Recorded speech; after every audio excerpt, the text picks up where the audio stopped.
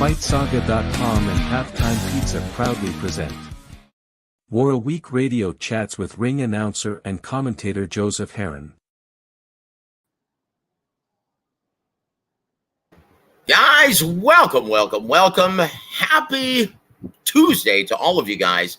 And, my apologies for not coming here with Coach Ronnie Shields. We usually feature him at 7 p.m. Central every Tuesday night. And I wanted it to be somewhat of a reunion between myself, the elite level trainer, Coach Ronnie Shields, and this gentleman who we haven't shared the air in quite a bit, but he's one of the best fight scribes, one of the best brains within the boxing business. It's my pleasure once again to welcome back to WAWR Radio, the incomparable Big Rodney Green. Rodney, how you doing tonight, sir? Oh, man, it feels so good to be back.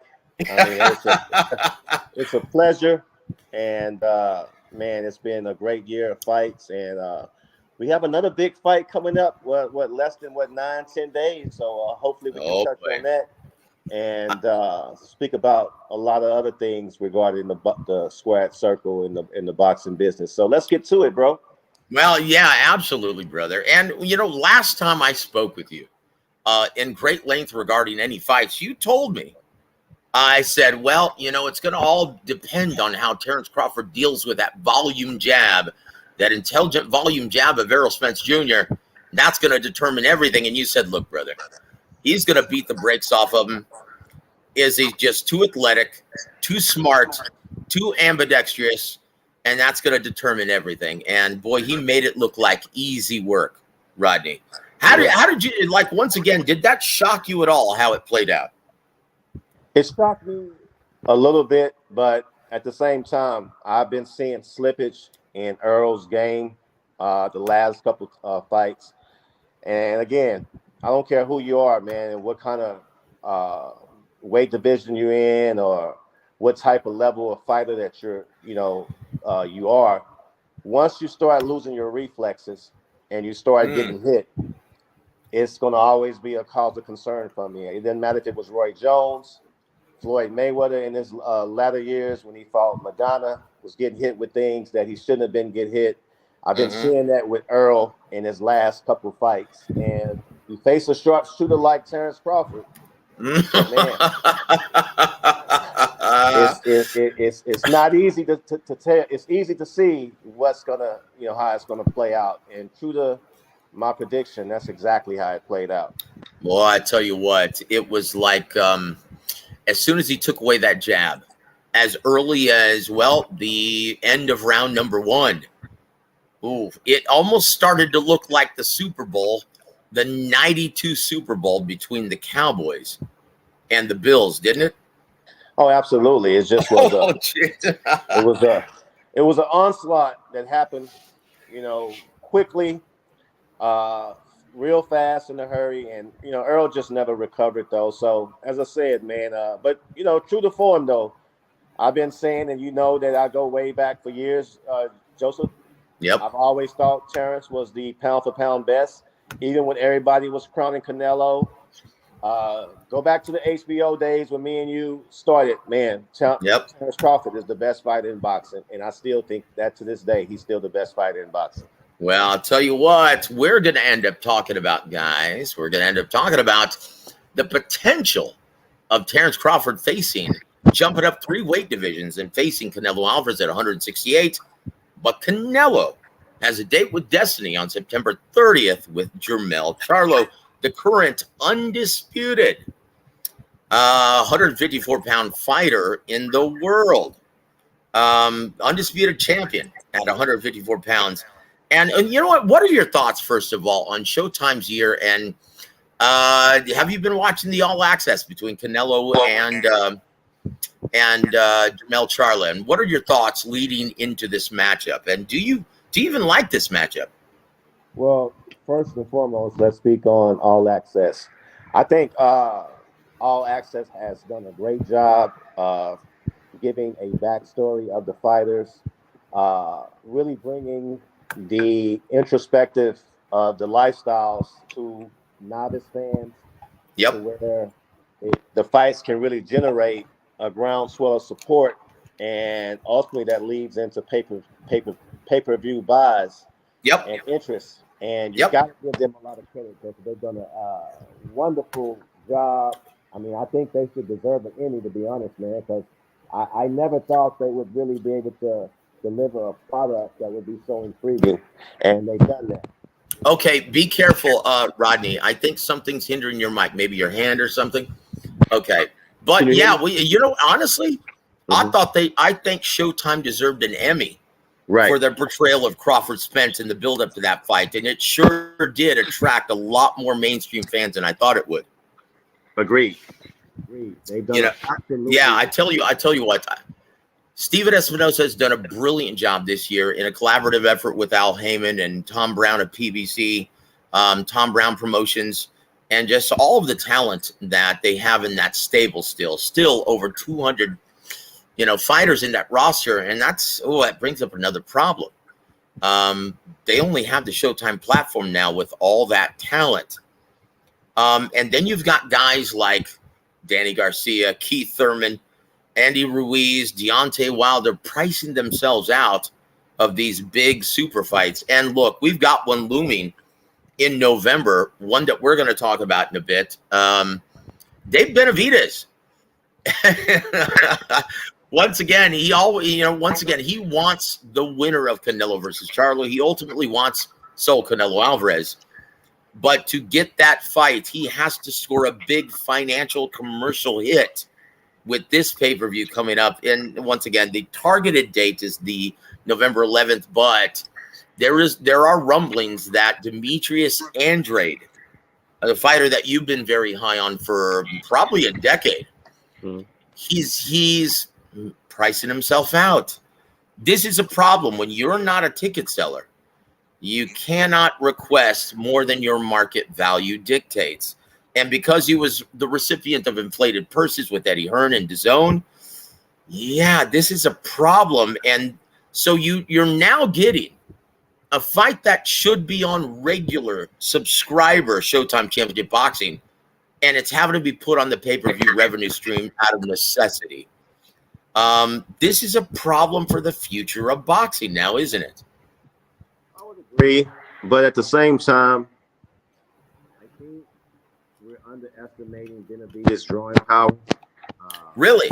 Yes, I think that he's on the cusp of really getting that national and international support from Mexico to where they really believe in him. Rodney, I think there's something. Are you holding it? It may be holding. Hold it in a way where it's not hindering your mic. Okay. Can you hear me now, sir? No, it's muffled again. Can you hear me now? Perfectly. Okay. All right. I think we're underestimating Benavidez. He's been a decent ticket seller. He's really got the lad community in the States, also Mexico, really supporting him. I do think, again, Andrade has been somewhat spoiled by Eddie Hearn and the paydays that he did get with him. However, I think Benavidez will carry the fight as far as, be the main ticket seller.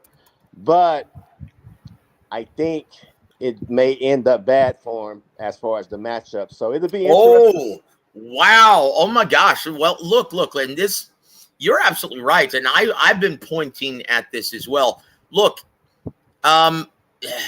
because his son, right, is Louis DeCubas Jr. or Louis DeCubas Sr. is the manager of David Morrell Jr.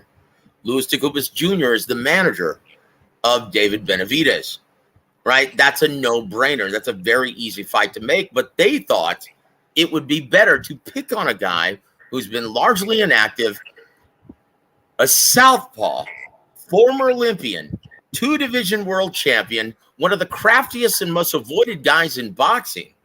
And they thought it was better to pick on that guy, a gentleman who's never lost and no one's ever looked good against. Do you think that they maybe have picked on the wrong fighter? I think so, because here's the thing about Demetrius. He's been inactive, but he doesn't really have a lot of miles on him to be in the sport for so long. Okay. He doesn't have a lot of miles. And at the same time, he's always lived the Spartan lifestyle. You know, always That is training, true. That is true. always He takes care of himself. Yeah. always takes care of himself. I think what happened is though, Benavidez has been an avoided fighter. It Yes. appeared the Charlo didn't want to face him. Canelo didn't want to face him. Um, you know, now he did have a choice or maybe the opportunity to face Morrell, and you know that may not have been the best matchup for him. So I think by going the Andrade route, maybe they thought, you know what, this is the lesser of two evils. Well, Rodney, you know as well as I do. Okay, when you're managing a fighter, when you're advising a fighter, and you know, I've advised and I've yeah, given tutelage to a lot of young fighters, and the matchups that you tell them to avoid like the plague is a crafty southpaw with some good wheels, very athletic. That's the worst possible style matchup. A guy like, why do you think Frank Sanchez can't buy a fight in the heavyweight division? It's Right. it's the same principle. Oh boy. Do you think Benavidez, his questionable footwork, will come back to haunt him in this matchup? I believe so. To be quite honest, man, I think his feet really in it with this matchup is gonna resemble almost being in cement. Now, as Oh I boy. said, I think Benavidez is who he is. He's gonna come forward, but he hasn't faced a fighter like Andrade who can give you angles, can give you levels, has a good jab, can throw a straight right, southpaw, straight left, really twist, turn, hold him, grab if needs to be. It's going to be an entertaining fight, but I think he's going to, you know, if I'm a betting man, I think Andrade picks Benavidez apart because the blueprint is already there. I think Andrade can execute it and eke out a victory, though. But nevertheless, though, I'm praying that it does unfold in November. I think it'll be a good moneymaker and draw interest and continue to be a strong year in boxing, especially for the PBC and Showtime PPV, you know, network. Well, let's hope from your mouth to Steven Espinosa's ears. Let's you know what? And I think Team Batman Boxing has the beat. Safe to say, neither man has faced a fighter like each other.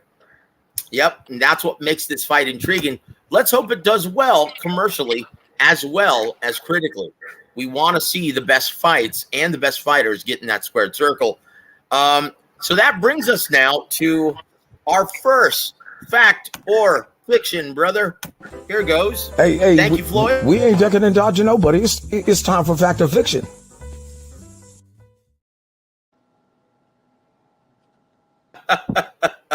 Thank you, Floyd. I tell you what, this is first fight. Fact or fiction is going to be a terrible fan take. Okay, terrible fan take number one. Fact or fiction, Rodney Green. Terrence Crawford is afraid to face Errol Spence Jr. in a rematch at 154 pounds.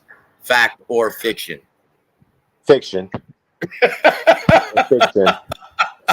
To be honest, I think, man, through that mean streak, Terrence is a very merciful man, and he likes Errol. And I really believe he's doing Earl a favor by not taking the fight. I think Terrence would hurt him. And at the same time, you know what?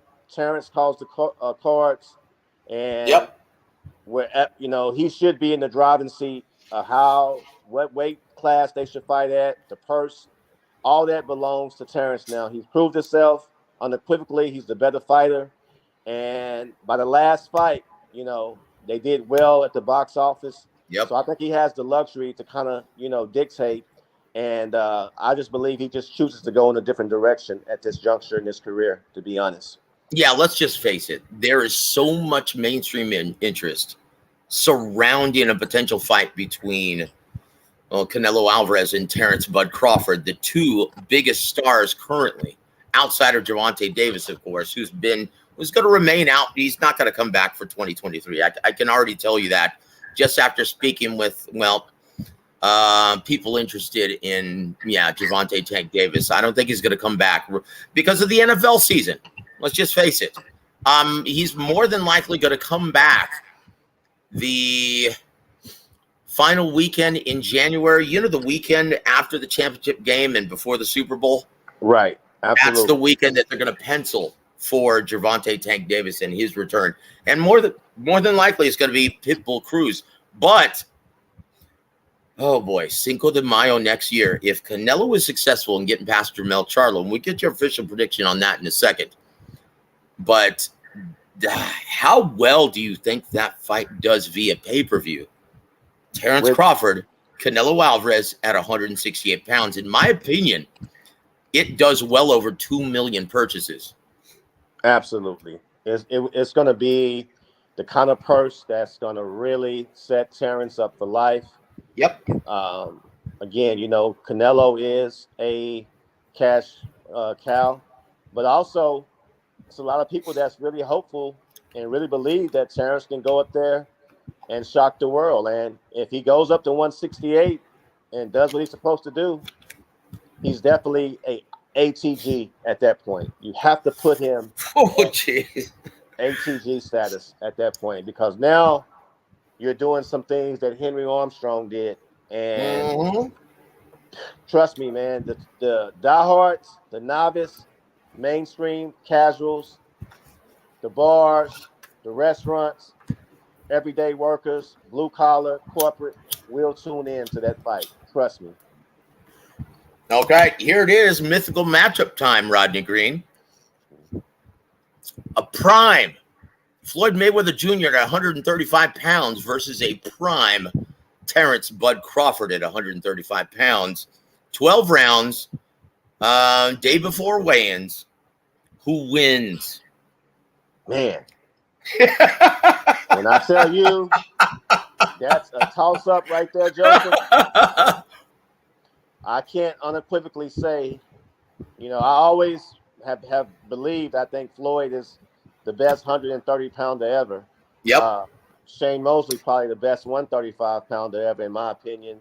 But Terrence Crawford, man, at 135, he was a tough cookie, man. And if his IQ may not been what it is now, I may give Floyd the edge.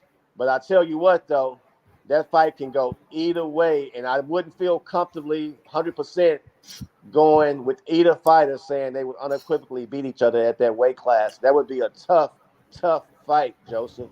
It really would. Look, it'd be a tough fight at 40 and 47, but I will say this, and I wholeheartedly agree with you. At 35, Floyd had everything, all the moving parts, all together, gelling, right, at 35, 40. At 47, yeah, you started to see that slippage because he was getting up there in age, but not by much. But I think Terrence Crawford is in his fighting prime at 47, knocking out every single fighter he's ever faced at 47. Who do you think wins at 47 now, Floyd or Terrence Crawford? Definitely Terrence Crawford. Definitely Terrence Crawford. Definitely Terrence Crawford. Holy shit. Here's the thing. Floyd campaigned a lot at 47. Yep.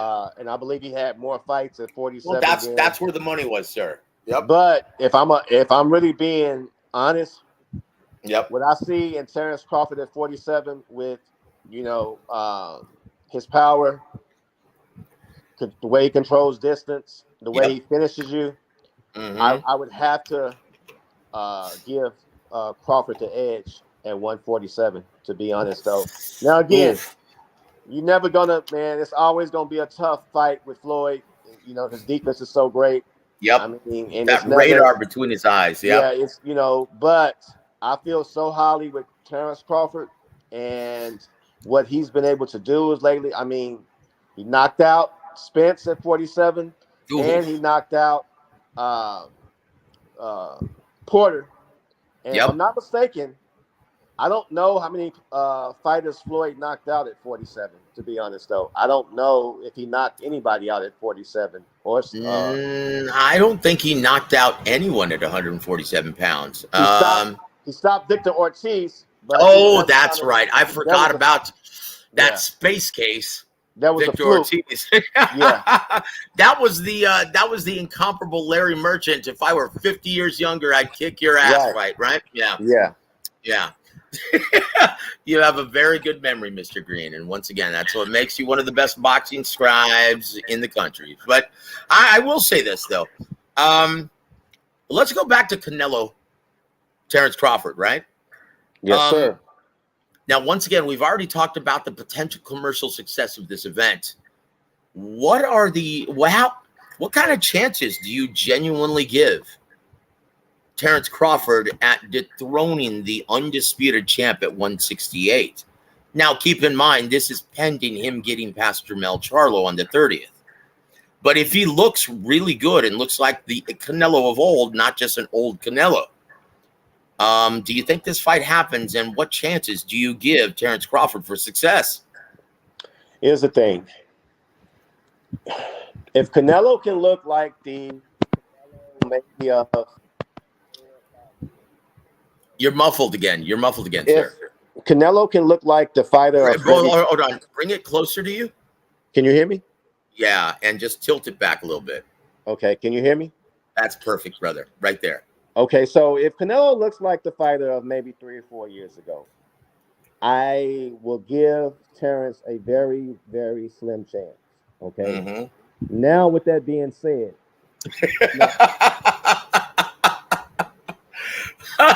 continue, sir. I think from a boxing IQ, Terrence is a better fighter. Yep. I think he's more dedicated to the sport still. He lives a certain lifestyle. The last fight I saw with Canelo, Joseph, I'm gonna be honest with you, man. John Ryder. He didn't look good. To be honest, he looked like dog doo-doo. I'm gonna be honest. But he won almost every round. But then again, consider the opponent, John Ryder, a guy who's proven to be very hittable and has 5 losses on his resume. Yeah. Consider the opponent, and then once again, when Canelo was getting hit, it concerns me that, you know what, he took a lot of punishment that he didn't. He normally he would have slipped those shots and he wouldn't have got hit. Now, as I said, I will give Canelo the edge, but at the same time, I've seen Roberto Duran go up in weight and make it happen. Yep. I've seen Henry Armstrong and do it, and those are all ATGs, all-time greats. Now, if Terrence wants to be solidified, this is the motivation for him to go say, you know what, now you can't deny me now. Undeniable. Undeniable. You got to give me my flowers as one of the best to ever do it. And I think that's going to drive him to do, to make a statement if they fight. Now, as I said, they're going to be watching too to see what Canelo looks like in 10, 12 days. Let's see what he looks like.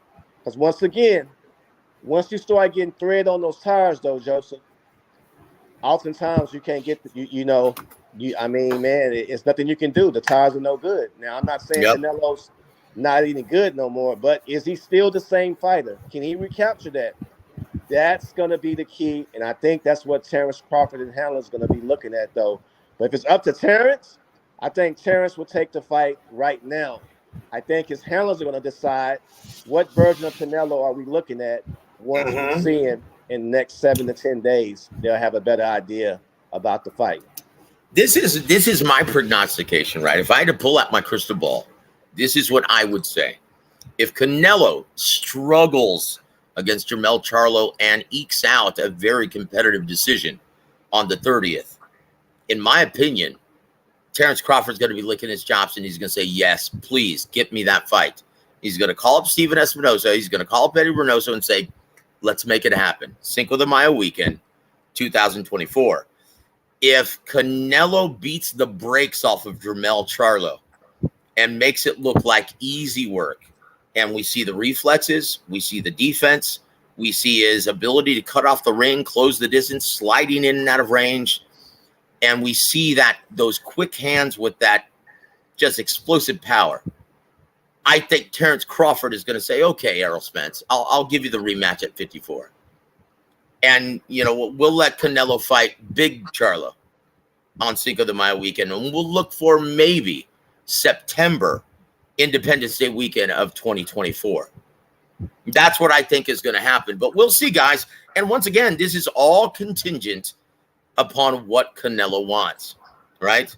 But yeah, I like the chances of this fight happening because there's too much commercial interest, mainstream interest in this fight, too much money to leave on the table. If I had to guess, I think, let's go to your prediction, right? Now, you just talked about, you saw slippage, and you've seen this. You told me you've seen this from Canelo in his last 3 fights, right? Since Bivol, Golovkin, and then John Ryder, he hasn't been the same, right? And even though he's younger than Terrence Crawford, he's got a lot more miles on the odometer, right? Do you see him having problems against Jermell Charlo? Actually, I do. And I'm gonna go back a little bit a few years ago. When he fought the last Triple G fight, Joseph, to me, he didn't look good at that fight because to me, Triple G at that point of his career, shot worn. It looked like a glorified night of sparring, didn't it? Yep. I mean, Canelo wouldn't pull the trigger like he was, I mean, he didn't look good. And, here's the thing, though, Joseph. Those first 2 fights with Triple G, Canelo got hit and took a lot of punishment, man. He won the fights and got the decision, but he did get hit flush and he took quite a bit of punishment. Took a lot of punishment in that Bivol fight as well. So, once you start taking that punishment, Joseph, you leave a bit of you in the ring and you don't come out with it. So, with that being said, in theory, when you look at it, you don't really think that Jermell has a chance, okay? Because look, he's going up in weight. He's going up against a experienced, crafty, seasoned fighter like Canelo. However, when they did the weigh-in or the standoff, man, I couldn't believe Jermell was so much bigger, okay? Oh, boy. Yeah. Man, it was surprising that he was that bigger than Canelo. Well, look, you and I have both stood right next to Canelo. And all this bullshit on BoxRec that he's 5'9", come on, that's man. horseshit, and you know that. Stop. Dude, he's 5'7" with Spanish heels on, brother. Stop. Exactly. Chingao. Well, hold on. There's some really great stuff going on in the chat room. I want to get your thoughts on some of this stuff. First of all, I do have to give a big shout out to my brother, Big JR Bell from the Boxing Source. I tell you what, JR, we're going to be back in the saddle. I spoke with Coach Ronnie Shields today, and his fighter just got injured. He was in camp, and I'm talking about Thayez, right? Yannis Thayez, who was helping Canelo prepare for Jermell Charlo. He was going to be featured on that card. Well, Ronnie's not going to be taking that trip after all. They were doing road work within the mountains of Tahoe, and he didn't wear the right shoes and blew out his knee. And so Ronnie Shields is going to be back in the saddle next Tuesday, and Big JR Bell, the Boxing Source, is going to help me interview him next week. So look for that, guys. And guys, if you haven't already, please go subscribe to my brother JR at the Boxing Source. Thank you for joining us, my friend. Also, this is great stuff, man. I love this. Team Batman Boxing. He says, boy, I really hope that Crawford Canelo, happens next year. That'll be the easiest money I've ever made. Because he thinks, look, John Ryder would be an extremely difficult night for Terrence Crawford. Your thoughts, Rodney? Well, again, boxing more so than weight classes is about skills and about, it's certain levels to it. And as far as like an elite level talent, Terrence Crawford is that. Okay. Now, you would have to still give Canelo, the edge. But a guy like John Ritter, nah. I mean, really, that'll be like a.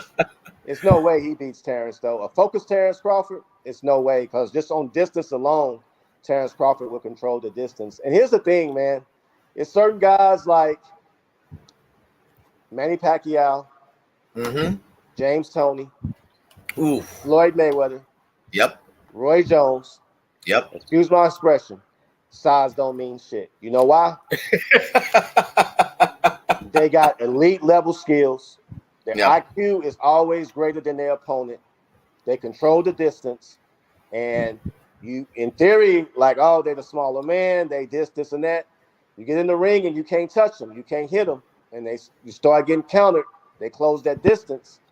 Then you realize, like, man, this is what it means to be in the same ring with these guys, though. So with that being said, look, Rodney, tell me if you agree with this analogy. In my opinion, Terrence Crawford versus John Ryder at 68 looks an awful lot like Roy Jones versus John Ruiz at heavyweight. Easy Ryder gets hits. Ryder gets hits early, often. Crawford will see this, man. He'll get counted so easy. Crawford will see it coming a distance and see what you don't realize with Crawford's, man. His reach is so long, okay? Even though he fights at 147 and he's maybe 5'8", 5'9", extremely long reach though. So that'll nullify so many things when he starts to go up into, the higher weight classes. And they all have their gifts. Like Floyd, his reflexes. Manny Pacquiao had his footwork to where it didn't matter what weight class he fought. His footwork was so much greater than everybody.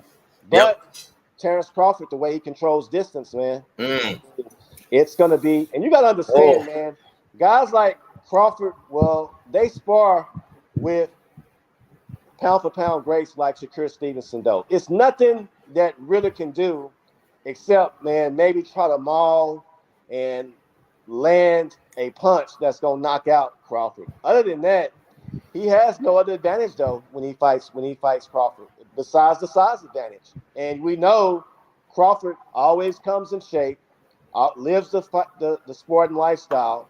And even at 168, man, if you're not an elite fighter, you're not beating Crawford at that weight class. Yep. And once again, I'm going to say the analogy once again. I think it's a very accurate one. Roy Jones Jr. versus John Ruiz. Thank you very much. That's it, guys. And so we're moving on. Hold on.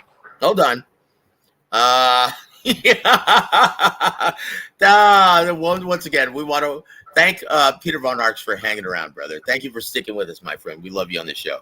He says, lots of Spence excuses going around. Face it, he got beaten up. And with that said, Peter, you're being nice. He got his ass smoked like a cheap cigar, Rodney. Pardon my French. Look, brother. And once again, this is what most Spence fans don't recognize. Weight had nothing to do with it, did it, Rodney? Absolutely not. And here's the thing. I mean, just go back to your favorite fighter and look at their career. I don't care if it's Muhammad Ali, if it's Floyd Mayweather, Roy Jones, Pernell Whitaker. You start to lose your reflexes. Yep. You can't get it back. You can't get it back or regain or recoup that. Okay? That's just the way it goes. I don't care what level of fighter you are. You lose your reflexes at this level, at the elite level, when you're fighting the creme de la creme, the top tier. Yep. Man, it's going to show early. It's going to show early. So again, look, and Rodney, and it's not getting any better. It's not coming back. No. Well, unless you're on that good. Unless you're on that good like Kell Brook. Here's the thing. Roy Jones said something in the interview that was very compelling. And these are his words. I don't care what no one says. You don't have the kind of car wreck like Earl had and come out or regain your former form. Just on that alone, the impact, okay, definitely to you. Now, if you go back to the fight, look how easily Earl swelled up and started to bleed from Crawford jabs. Rodney. Yes, sir. Rodney, I don't know if it's you're breaking up a bit. Can you hear me? Okay, hold on. Try it again, brother. Say it one more time. Yes, I can Can hear you you hear now. Try it once Okay. again. So, Yes, I can hear you perfectly, sir. Roy Jones said in an interview that he doesn't care what no one says. You don't have the type of car wreck and impact and damage done that Earl went through and come out the same. And if you go look at the fight again with Crawford, look how easily Earl began to bleed from Terrence jabs. Look how easily his face got busted up, though. You basically had reconstructive face surgery. And again, that's why Yep. I think he swelled up so bad during the fight, you know? And Yep. also, you don't have that type of accident and wreck and then expect for your reflexes to be the same. Man, that was horrific accident he went through. Yep. So you Yeah, don't, he's lucky to be man, alive. Yep. you go through those type of scenarios and incidents. It's very hard to overcome that, though. So yes, Earl was the bigger man. Earl's used to being the bully, but you lose your reflexes and you got to deal with a lead right hand and someone who's a sharpshooter, man. And that's Oh, why I jeez. believe that it wouldn't be any different outcome whether they fought at 54. I think it would be the same thing ultimately, in my opinion. Well, here we go to our next fact or fiction, Rodney. Okay. Can you see it on the board? It says Terrence Crawford should win a boxing humanitarian award for forcing a 147-pound weight restriction on a potential rematch with Errol Spence Jr. He's actually doing him a favor now, isn't he? Oh, Fact absolutely. or fiction, brother? Fact. All facts. Chinga. Well, I tell you what, and once again, no one wants to see this rematch. No one. The only people who want to see this rematch are delusional Errol Spence fans and sadistic fight fans who just want to see someone get their ass torn to the bone. Right? Did I miss anything? No, you're spot on, Joseph. You're spot on. Spot on as usual, Oh, jeez. Chingo, dude. Yeah, that was a horrific. That was like, dare I say Mayweather Gaddy? That was that type of ass whooping. It wasn't even competitive. Absolutely. Absolutely, sir. There It definitely is. was on that same level of a Mayweather Gotti. But here's the thing, though, Joseph. Gotti was never a top tier fighter like Floyd Mayweather. Okay, he was never that type of talent. But Earl was regarded, a premier talent. Top at 147, and to see what Terrence did to him, I mean, the way he sunned him, the way he just nullified, beat the living hell out of him is something that, man, like I didn't really foresee at the time. But as I said, it all goes back to the greatness of Terrence Crawford. And also, too, Earl has been descending for a while. And at this point, man, I just hope whatever Earl does and what direction he decides to go, I hope that his handlers, man, really put a premium on his health, sir. I really do.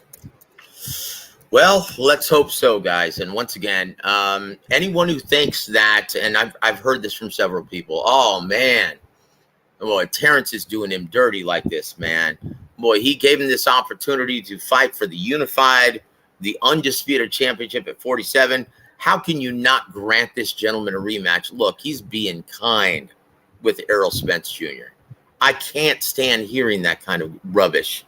Let's just hope that, look, honestly, Rodney, very quickly, and final thoughts on Spence Crawford. Should Errol Spence Jr. retire and just call it a day? He's already made enough money. Just retire right off into the sunset like the Western heroes did back in the day and just feed his horses on his ranch. What say you, brother? Errol Spence should unequivocally retire. He really should. And there it is. And there There's it no is. need for him to fight journeyman tune-up fighters, and he can't compete at the elite level facing guys like Terrence Crawford. And the only direction for him to go is into the sunset and retire. Yes, sir. Fact. Yeah. Yeah. Yeah. You know what, man? And here is your next fact or fiction, my friend. Let's wait till it comes up. For some reason, it's taken a good minute. But anyway, I'll just read it right here. I won't put it on the screen.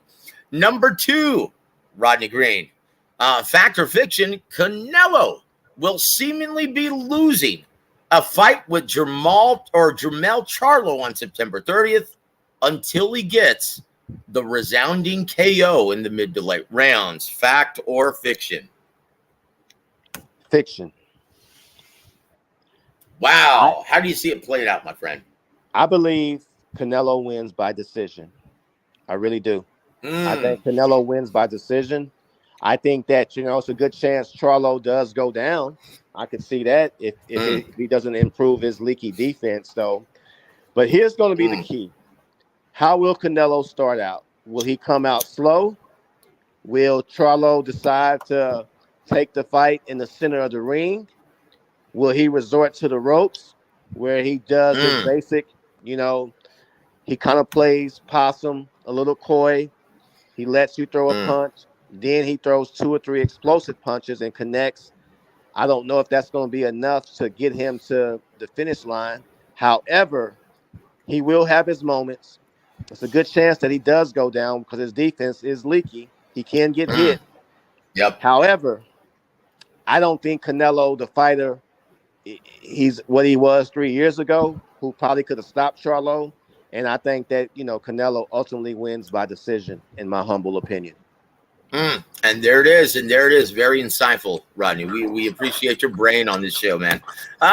Big shout out to my brother Outlaw. Thank you for joining us, my friend. Good to see you here, brother. Always look forward to seeing you, insult me on the show. Always makes for a good laugh. Let's go down to now my brother. Let's see. My brother W.A.W, Larry Liston, he says, not saying that Ryder would beat Crawford, but Ryder is much thicker and more accustomed to the weight. Once again, Roy Jones Jr., John Ruiz. And that's all I'm going to say. But thank you for joining us, W.A.W. We appreciate it, brother. And once again, it's all hypothetical at this point. They will never fight. Once again, Crawford is looking for that nugget.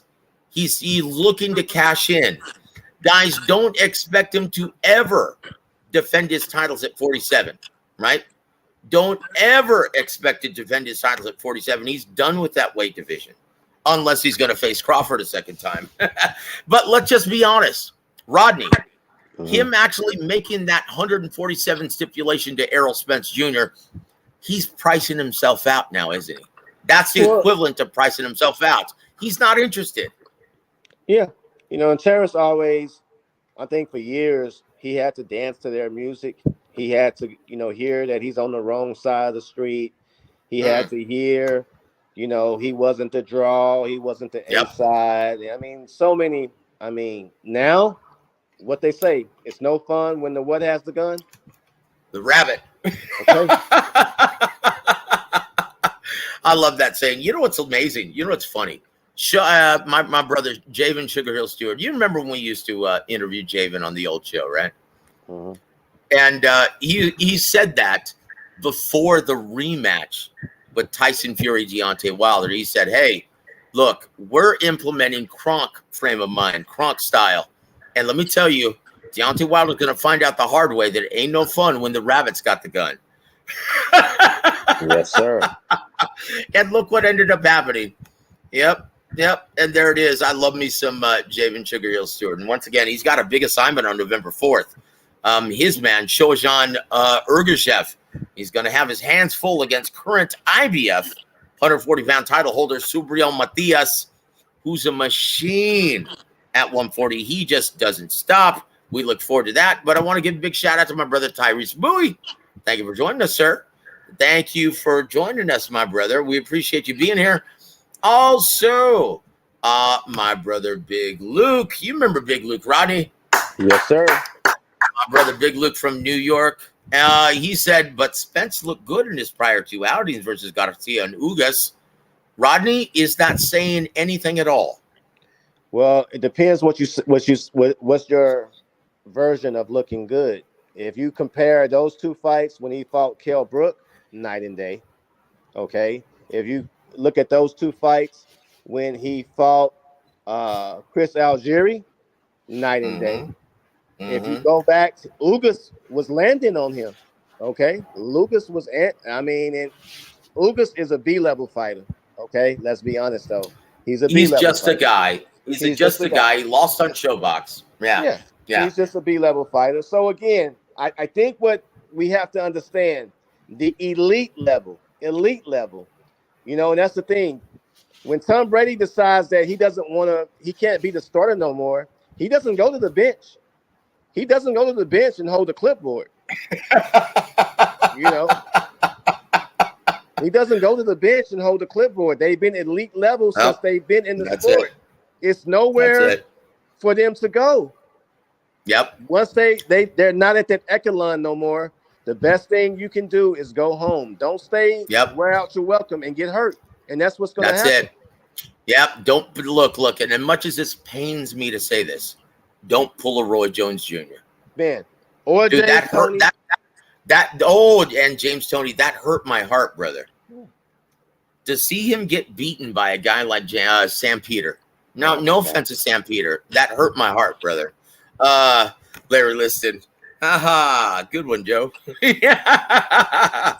But I will say this, and once again, we're going to keep on perusing through these comments. This is great stuff, guys. Yeah, let's see. Low clarity. Thought I missed it. Thank you for joining us. No, we're still kicking, brother. We're still kicking. We still have a little bit more time. And he goes, you got it, Joseph. F nuts, Aaron. That's my brother. Thank you, Outlaw, for joining us, my friend. Also, want to give a huge shout out to Dex 1K. Thank you for joining us, sir. We appreciate you being here. So here it is, right? Larry Listen says, W.A.W. He says, well, why doesn't the mighty Bud Crawford fight the most dangerous contender in Boots Ennis, who's been waiting for a shot? That leads us to our next fact or fiction, my friend. Number 3, and I guess this is numbered incorrectly. He says, well, number 3, fact or fiction, Rodney Green. Steve Nelson is correct when he says Boots Ennis doesn't have the following to fight Terrence Crawford. Fact or fiction? Fact. Now, let me clarify something. If anybody is high on Boots Ennis, it's me. Okay? I love Boots Ennis, and he is going to be a problem for anybody. However, somebody like Terrence Crawford, he's on the hunt for $15, $20 million paydays now. Yep. Okay? He's on the hunt for $15, $20 million paydays. So whatever direction he decides to go, it has to garner that. Okay? No disrespect to Boots Ennis. He's going to be a problem for anybody. However, Crawford has paid his dues, and he's 36 years old. He can see the end of the road of his fighting career. And with 1 or 2 fights left, probably for him, though, he's looking at $18 to $20 million paydays before he decides to call it a career. Yep. It's risk versus reward, guys, in this business. And may I remind you, this is indeed the boxing business. It's not a sport like the NFL. It's not run that way. It's run more like the music industry, right? So no one really should fault a gentleman like Canelo Alvarez, right, for taking on Jermell Charlo, Terrence Crawford, and Jermall Charlo in his 3 fights with Showtime and PBC. This is a gentleman who's paid his dues, right? He's become the biggest draw in North America. He's the shot caller, okay? And once again, in this business, well, you abide by the golden rule. He who has the gold makes the rules. That's it. Guys, I don't know how else to say it. And there it is. There it is. Let's move on, brother. And we've got only about 8 minutes with you left, right? Let me get this. We're going to jump to number 5, my friend. Fact or fiction, Rodney Green? Keith Thurman is correct when he states Little Charlo should keep his weight loss for the Canelo fight on September 30th. Fact or fiction? You know, man, that's a good question, Joseph, because here's the thing that you have to be mindful of. I think sometimes when you don't have to cut weight or make weight sometimes, I think it can be a gift, it can be a curse. Because see, oftentimes when you're in training camp, what is one of the most biggest things that requires the most discipline is what? Making weight, right? Making weight and being able to, be prepared for fight night. Now, I think he should come in at a healthy weight where he feels strong, where he feels comfortable, and that most importantly, he has this condition to really go a good 12 rounds with Canelo if need be. So, maybe we're looking at it and say, hey, don't lose too much weight because you got to be able to take the pounding from Canelo. Mm-hmm. That's the way to look at it. But also, Yep. man, I think you need to be in a certain level of fighting shape to really Yep. put your best foot forward out there come next Saturday. Well, yeah, look. Guys, make no mistake about this. The foundation of his defense on September 30th is going to be his wheels. That's going to be his feet, right? You don't want to come in too heavy. You don't want anything to hinder your ability to move around the ring, because your success on September 30th is going to be your ability to use the entire ring. Don't get trapped on the ropes. Don't get trapped in corners. What's going to happen when he does that, Rodney? Man, he's gonna get caught, man. He's gonna get caught. He's gonna Yep. get hit. He's gonna get hit with something, and it's gonna change the whole complexion of the fight. Look, dude, I love W.A.W, man. He's got a great set of eyes. He goes, Yordenis Ugas is the George Kambosos of 147. Yep. He had his 15 minutes of fame, and, well, he caught Manny Pacquiao at the right time, but he's just a guy. Make no mistake about it, guys. He's just a guy. He also says this: Nelson is completely correct, but it's still a fantastic fight I would love to see. Boots Ennis is my favorite American fighter, and you have good taste, brother. There's a lot to love about Jaron Boots Ennis. And in the immortal words of Steven Espinoza of Showtime Sports, he said this to me. He said, Jaron Boots Ennis, Joseph, in my opinion, is the future of boxing. Rodney, would you agree with that, sir? I would have to agree, man. When I tell you, when I saw Boots fight his last fight, it was almost like I was looking at a Roy Jones version at 147. He looked that good. He looked that good, that explosive, that powerful. And, man, Boots, he has a high ceiling. I think that, again, he has a fantastic fighting style that can lure viewers.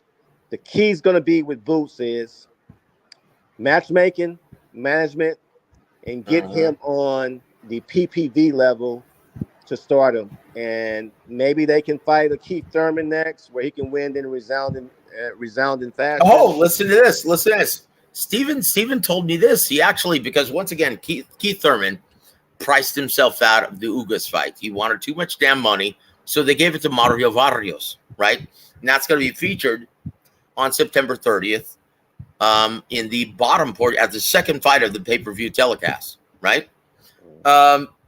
So he offered Keith Thurman a fight with Jaron Boots Ennis for the IBF championship. Do you think he takes it, or do you think he prices himself out once again? And should he just retire? He's pretty much a semi-retired fighter anyway, Rodney.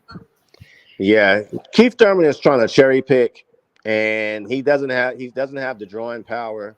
He doesn't have the belts. He doesn't have the leverage or negotiating power, and he wants to fight Crawford. He wants to fight, you know, he wants the paydays, but he hasn't did anything really viable in years. So you're right, man.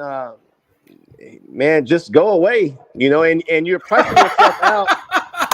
You're pricing yourself out when TBC has enough of issues of trying to keep everybody busy with such a big stable. So, man, dude, just go away. You had your chance. You had excuses. You was inactive. And at this point, I don't think really the public, for the most part, really wants to see you in action, if I'm being honest. No, they don't. No, they don't, brother. No, they don't. I mean, guys, look, this is one of the reasons, the primary reasons why, well, it is the reason why we refer to Keith Thurman as Once Upon a Time Thurman at this point. Because well, here's a final fact or fiction. This has nothing to do with Crawford, Canelo, Charlo. And once again, we've got to get your final prediction, right? Oh, you already gave it, right? Canelo by unanimous or some kind of decision. Split, unanimous, otherwise, right? Split decision, unanimous, or even controversial decision. That all can play out, in my opinion. So. You just think Canelo's going to win a decision somehow, some way, right? Somehow, some way, he's going to win a decision. All right, and don't be surprised if it's controversial either. Okay. Chingao. Let's hope not. The last thing boxing needs on this level is more controversy. Okay, well, here it is, our final fact or fiction. I got to get your thoughts on this. Oh boy, Carl Froch is correct when he says, quote, and this is to Tyson Fury, right? Fact or fiction, Carl Froch is correct when he says, well, you're taking the money instead of being full of pride for the sport. I'll tell you something as well. You can have as much money as you want, but if you turn to the Hall of Fame party next year, you won't be dining on the top table with me and my peers. You won't belong there with that CV. You're taking the money, that's great. You're making the money, that's great. But when your career's over, you want your legacy to be intact. The fans are turning against you. It's sad to see. Deep down, I think you know you're hurting the sport. End quote. Fact or fiction, Rodney Green? Is he hurting the sport? Okay, who hurting the sport, sir? Who? One of the biggest mainstream draws. One of the biggest mainstream attractions in boxing, Tyson Fury. Nah, Tyson Fury is an asset to the sport. That's it. Proven warrior. Already an ATG. And again, whatever he's doing now to generate income, whether we like it or not, it's not going to overshadow his previous accomplishments and everything that he's done for the sport and everything. So no, I that's not factual at all what Mr. Froch says. And I like the Cobra as well, but I just disagree with him. Love him as a fighter, but he sounds like a disgruntled old coot when he's talking about guys who make money and are, well, once again, how is a mainstream attraction bad for the sport when he really doesn't have to fight anymore? Yeah, I mean, Tyson Fury's legacy is made, man. His legacy has been made. His accomplishments, his resume, his opponents that he's beaten are Hall of Famers. Speak for himself. And he's done pretty good at the box office as well, too. So, no. Look, when I can count on one hand how many legitimate big-time ticket sellers there are in this business. Tyson Fury's one of them. And him being active, albeit against an MMA fighter, how is that a bad thing for the business of boxing, for the health of the sport, when, a big-time attraction is active? How's that bad for the sport? Now, once again, the last thing I'm going to go to, Rodney, before we let you go, and you know how terrible, and once again, I didn't realize how bad this was, how big of a problem this was, until, do you remember we went and covered Jaime Munguia versus Spike O'Sullivan at the Alamodome? Absolutely. Okay, very good. We were ringside for that. And do you remember when we asked Oscar De La Hoya, hey, are the rumors true? Is Canelo and Billy Joe Saunders, is that on the cusp of being signed? And he looks at you and he goes, I don't know what you're talking about. We haven't even met with Canelo yet for potential opponents. That's just nonsense.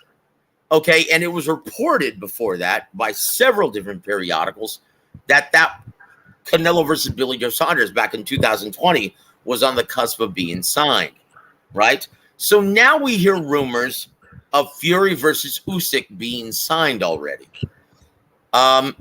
Rodney, how true do you think that is, sir? I don't think that it is signed. I think camps probably have verbally agreed, but the ink just hasn't dried. But I can definitely see that that fight is a possibility. But I tell you what, the Usyk that I saw against Dubois,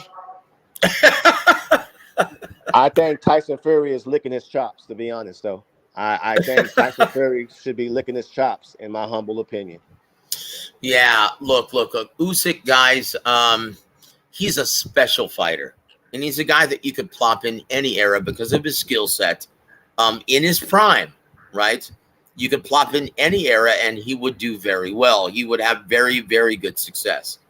But you're talking about Tyson Fury, a guy who's 6'9", 6'10", who has similar skill set, right?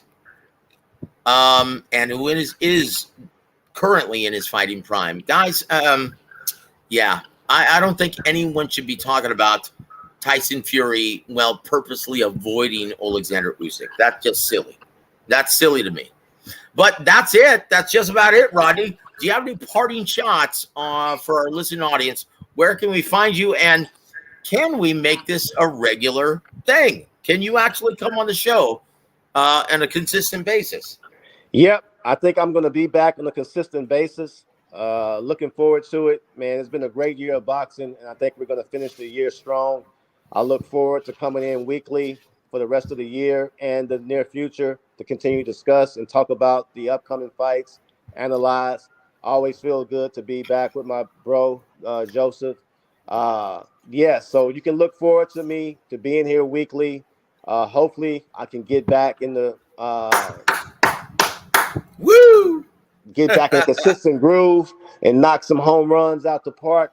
But I'm looking forward to it. I tell you what, Rodney, we look forward to your contributions to Fight Saga as well, brother. And yes, sir. Yeah, I look forward to covering a lot of fights with you, especially I'm doing ring announcing at the Randy's Ballroom on October 8th with TMB Promotions.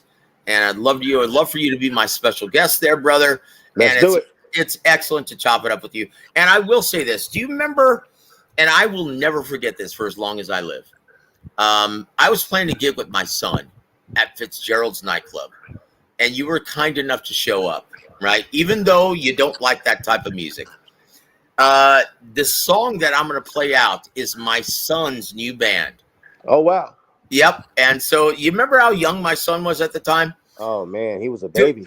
Yeah, he was only 17, and we were playing gigs together. This is him now at 27, a school teacher now. Oh, wow. Okay. Yeah, time flies, brother. So once again, thank you, Rodney. We really appreciate picking your brain. Once again, one of the sharpest knives within the boxing community drawer.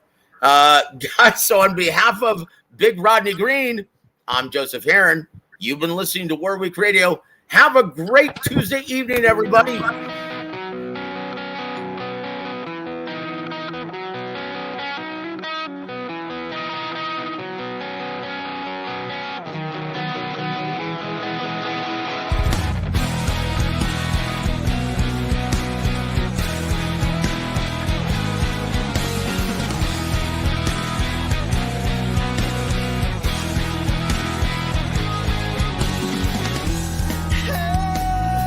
I wanna get out.